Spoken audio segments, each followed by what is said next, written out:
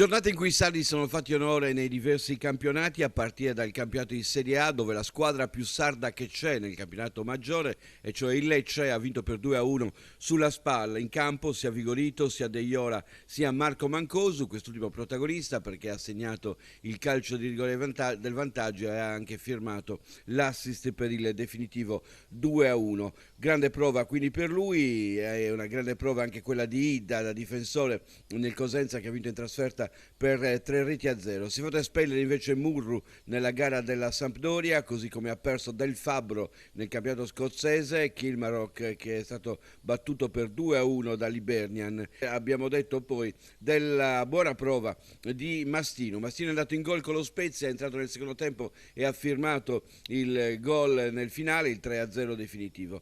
Oggi, dopo un po' di giornate in cui non giocavo, toccato a me, è arrivato anche il gol di testa, che non è proprio la specialità della casa, però posso dire che è un movimento collaudato che proviamo spesso, per cui è andata bene. Ecco. A segno anche Andrea Cocco in Serie C. Andrea Cocco e Simone Aresti sono stati grandi protagonisti della partita dell'Olbia sul campo del Como. Aresti si è distinto per numerose parate, è andato a parare anche un calcio di rigore nel finale. Andrea Cocco ha fatto un bellissimo gol, il gol partita che è valso altri 3 punti per l'Olbia dopo la vittoria della settimana scorsa sulla Carrarese. Ha giocato Sau ma non ha segnato, mentre ha giocato e segnato Mattia Mancosu con il Venezia.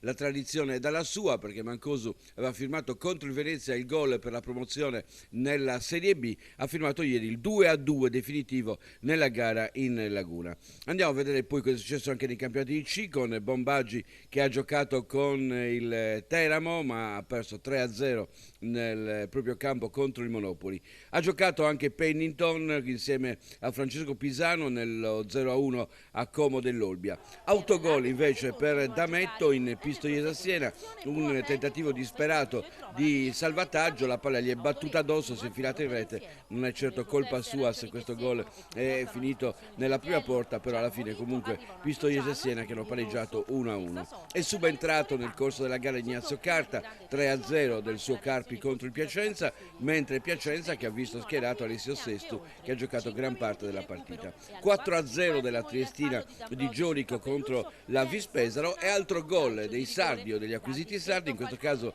un gran gol su calcio di punizione di Karim Laribi, 3-0 il punteggio del Bari sulle Picerno. In campo anche Emerson e De Tori nella gara che il Potenza ha pareggiato 2-2 con il Rende. E infine i gol che arrivano dalla Serie D non sono tanti, sono 3 in tutto, quello di Davide Arras in gol nel 3-0 del Foligno sulla Sangiovannese e i 2 gol del Muravera in trasferta sul campo del Latina firmati da Cadau e Manca. Andando a ricostruire la formazione che vede il duo Vigorito Aresti che si contendono il posto, con Idda che va a occupare una posizione laterale nella difesa nello scacchiere della nostra nazionale, con Del Fabbro invece che va al centro in coppia con Caracciolo e infine Murru che va comunque a sinistra, anche il ruolo che in questo caso non può essere ricoperto in questo momento da altri giocatori. Per quanto riguarda il centrocampo, il gol di Mastino lo mette in condizioni di poter essere uno dei titolari,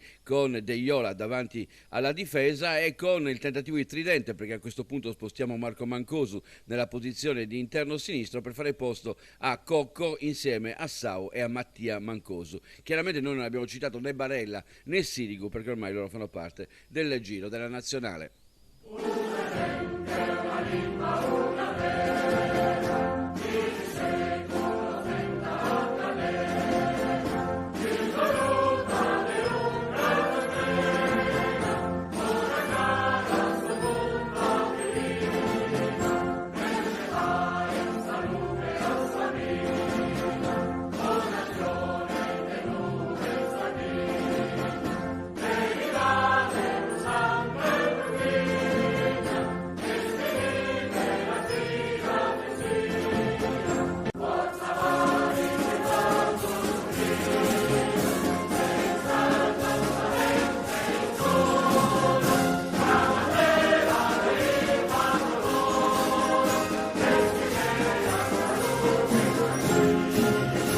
giornate in cui i sardi sono